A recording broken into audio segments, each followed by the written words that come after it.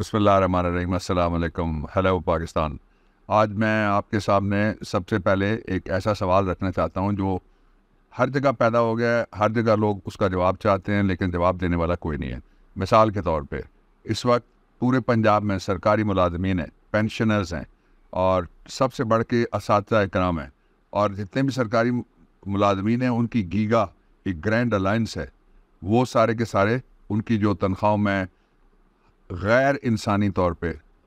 ناانصافی کے ساتھ جو کٹوتی ہوئی ہے اس کے خلاف نگران حکومت کے خلاف، نگران نہیں ہے، یہ ایک ٹولہ بیٹھا ہوا ہے۔ نگران تو وہ ہوتے ہیں جو ایک مخصوص ٹرم کے لیے آتے ہیں، انڈر دی کانسٹیٹیوشن، اور کانسٹیٹیوشن کے مطابق وہ ٹرم چلی گئی ہے، اس لیے ان کو نگران نہیں کہا جا سکتا۔ یہ غاصب ہیں اور یہ ٹولہ وہ ہے جس کو غیر آئینی طریقے سے بنایا گیا۔ کوئی وقت آئے گا جب ان کا اس بات پہ بھی احتساب ہوگا کہ 90 دن سے زیادہ کس حیثیت سے تم بیٹھے رہے ہو۔ ویسے تو اگر کسی جگہ پہ انصاف کا ایک قانون ہوتا، ایک ملک ہوتا، ایک معیار ہوتا، ایک عدالت ایسی ہوتی جو آئین پہ عمل کرا سکتی ہے، تو آئین کے آرٹیکل 199 کے مطابق کورٹ پوچھ سکتی ہے اور جاری کر سکتی ہے۔ اس کو رٹ کو کہتے ہیں، رٹ آف کو وارنٹو، کہ اگر کوئی نااہل آدمی بیٹھا ہوا ہے اور اس کے پاس وہ متعلقہ اہلیت نہیں ہے، یہ تو آئینی اہلیت تھی جو ان کے پاس نہیں ہے، یہ سارے بیٹھے ہوئے یہ فیصلے بھی کر رہے ہیں، لیکن اس کے باوجود ان کو کوئی پوچھنے والا نہیں ہے۔ جو لٹیگیشن ہوتی ہے وہ وقت گزرنے کے ساتھ ساتھ وہ اٹ ڈائز اوے اور ٹائم گزر جاتا ہے، لیکن عدالتوں کے اوپر اس وقت ایسا ماحول پیدا کر دیا گیا ہے، اور جج جو ہیں اس کا حلف جو شیڈیول میں لکھا ہوا ہے کانسٹیٹیوشن میں، اس کے 2 حصے ہیں۔ ایک حصہ یہ ہے کہ میں بغیر کسی فیور کے فیصلے کروں گا، دوسرا حصہ یہ ہے کہ میں بغیر کسی فیئر کے یعنی خوف کو خاطر میں نہیں لاؤں گا اور فیصلے کروں گا۔ ایسے جج ہیں جو فیصلے اسی طرح سے کر رہے ہیں، جو خوف کو خاطر میں نہیں لاتے، لیکن بدقسمتی کی بات ہے اس کے باوجود پنجاب میں بھی اور کے پی میں بھی ایک غیر آئینی نظام بیٹھا ہوا ہے۔ سب سے پہلے میں اپنی آواز ایک دفعہ پھر جو پنجاب کے سرکاری ملازمین ہیں،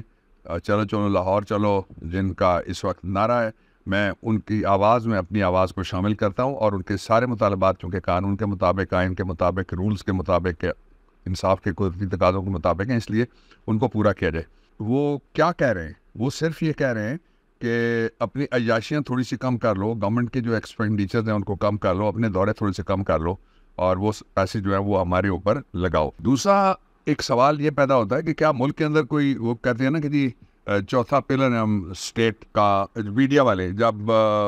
بے شمار لوگوں کو کوئی جائز بھی ہوں گے، پلاٹ ملتے ہیں، بے شمار لوگوں کو دورے ملتے ہیں، کوئی جائز بھی ہو سکتے ہیں، بے شمار لوگوں کو ٹوکریاں ٹوکرے لفافے ملتے ہیں جو سارے کے سارے ناجائز ہیں، 110% نہیں 10,000% وہ سارے کے سارے ناجائز ہیں، اور سیاسی رشوت کا۔ اور اس کا نتیجہ یہ ہے کہ آج دیکھیے کہ اتنا بڑا صوبہ ہے جو پاکستان کی سب سے بڑی آبادی والا صوبہ ہے، اس صوبے میں پاکستان کے جتنے بھی ملازمین ہیں اس صوبے کے، وہ سارے کے سارے ہڑتال پہ ہیں، وہ سارے کے سارے احتجاج پہ ہیں، اور ان کو دکھانے والا کوئی نہیں ہے، جس طرح کچھ بھی نہیں ہو رہا بھائی۔ اسی لیے میں نے کل انالیٹکس کچھ آپ سے شیئر کیے تھے کہ کس طرح لوگوں نے گھروں میں ٹی وی بند کیے ہوئے ہیں، اور جو میجورٹی ہے ان کے گھروں کے اندر جو ڈبہ لگا ہوا ہے وہ ڈبہ بھی بند ہو گیا ہے، اور وہ ٹی وی جس کا زبردستی بل ہماری بجلی کے بلوں میں ڈالا جاتا ہے اس کو بھی کوئی نہیں دیکھتا، اس لیے کریڈیبلٹی چلی گئی ہے۔ کچھ لوگ تھے جو آواز اٹھاتے تھے، کچھ کو مار دیا گیا، کچھ پکڑے گئے، کچھ بیرون ملک چلے گئے، کچھ خوف زدہ ہو گئے، کچھ ڈر گئے، لیکن یہ بہت بڑے تھوڑے سے لوگ تھے۔ زیادہ پھر کیا ہوا؟ زیادہ پھر وہی ہوا جس کو کہتے ہیں کہ پھر یوں ہوا کہ ہم پہ ایک دیوار آ گری، یہ دیکھ نہ سکے پسے دیوار کون تھا۔ یہ کوریج ہی نہیں ہو رہی۔ یہ صرف عمران خان کی آواز بند نہیں کی گئی، عمران خان کی تصویر بند نہیں کی گئی، یہ صرف عمران خان کی خبر بند نہیں کی گئی، یہ پورے پاکستان کی خبریں بند ہیں۔ اسی لیے ہم کہتے ہیں کہ بول کے لب آزاد ہیں تیرے، اگر ایک دوسرے کے حق میں آپ نہیں بولیں گے۔ اور اسی لیے میں معزز اساتذہ اکرام اور دوسرے جو لوگ اس وقت اپنے حقوق کی آواز بلند کر رہے ہیں، میں اس پہ اپنی آواز اور عمران خان ہم شامل کرتے ہیں کہ یہ بولنا بہت ضروری ہے، اس سے پہلے کہ ایسا ماحول پیدا کر دیا جائے کہ کوئی بھی نہ بول سکے۔ ہم تو بولتے رہیں گے انشاءاللہ العزیز۔ یہ دوسری بات ہے جو میں آپ کے سامنے رکھنا چاہ رہا تھا۔ اب اس کا ایک دوسرا سرا بھی ہے۔ یہ تو وہ لوگ ہیں جن کو مینیج کیا جا سکتا ہے، جن کو کنٹرول کیا جا سکتا ہے، جن کی تنابیں کھینچی جا سکتی ہیں، جن پہ سواری کی جا سکتی ہے، جن پہ تھڑا ڈالا جا سکتا ہے، جن کی قیمت لگائی جا سکتی ہے، جن کو خریدا جا سکتا ہے، جن کو ڈرایا جا سکتا ہے اور بگایا جا سکتا ہے۔ یہ تو میں ان لوگوں کی بات کر رہا تھا، لیکن وہ لوگ جن لوگوں نے فیصلہ کرنا ہے، وہ لوگ کیا کہتے ہیں؟ جسٹ واچ دس کلپ، کہ کس طرح سے 1 کروڑ کے بدلے بھی، وہ کہتا ہے، ایک بزرگ ہیں، سینئر سٹیزن ہیں، وہ کہتے ہیں کہ میں پاکستان کے حق میں عمران خان کو ووٹ دوں گا، اور اس کی وجہ وہ بتاتے ہیں، وجہ بڑی امپورٹنٹ ہے، یہ ذرا دیکھیے گا۔ ایسی مر بھی جائیے، ایسی ووٹ عمران نہیں دینا، ایسی کسی ووٹ ہی نہیں دینا، ایسی ਲਾਗੂ ਨਹੀਂ ਕਰਦੇ। ਮੇਰੀ ਬੱਚੀ ਬਿਮਾਰ ਸੀ, 14 ਲੱਖ ਰੁਪਏ ਇਮਰਾਨ ਦੇ ਕਾਰਡ ਤੇ ਅਸੀਂ ਲਾਇਆ। ਮੇਰੀ ਬੱਚੀ ਨੂੰ ਸੇਧ ਦਿੱਤੀ ਹੈ। ਅਸੀਂ 150 ਘਰਾਣਾ ਸਾਡਾ ਘਰ ਦਾ, ਅਸੀਂ ਵੋਟ ਸਾਰੀ ਇਮਰਾਨ ਨੂੰ ਦੇਣੀ ਹੈ। ਅਸੀਂ ਮਰ ਵੀ ਜਾਈਏ ਵੋਟ ਇਮਰਾਨ ਨੂੰ ਹੀ ਦੇਣੀ ਹੈ। ਅਸੀਂ ਕਿਸੇ ਬੰਦੇ ਨੂੰ ਵੋਟ ਨਹੀਂ। ਮੈਂ ਕਲਮਾ ਪੜ੍ਹਦਾ ਦੂੰਗਾ, ਮੈਂ ਨਹੀਂ ਜਾਊਂਗਾ। لا الہ الا اللہ محمد رسول کے من کروڑ روپے دے میں نہیں جاؤں گا، نواز شریف نہیں جاؤں گا۔ یہ جو سرزمین بعین ہے اس میں عمران خان کو 3 مزید ایف آئی آروں میں یعنی مقدموں میں نامزد کر دیا گیا ہے، اور کوئی مقدمہ صوبے کے ایک شہر میں ہوتا ہے، کوئی دوسرے ڈویژن میں ہوتا ہے، تیسرا کوئی اور جگہ ہوتا ہے، وہاں اس کو نامزد کیا گیا ہے۔ اور جو سب سے مقدمے باز بڑا فریق ہے پی ڈی ایم کی سرکار کے علاوہ عمران خان کے خلاف، اس کا نام ہے الیکشن کمیشن صاحب۔ اب الیکشن کمیشن نے وہ اپنا حصہ ڈالتے رہتے ہیں، جو ہی وہ الیکشن قریب آ رہے ہیں۔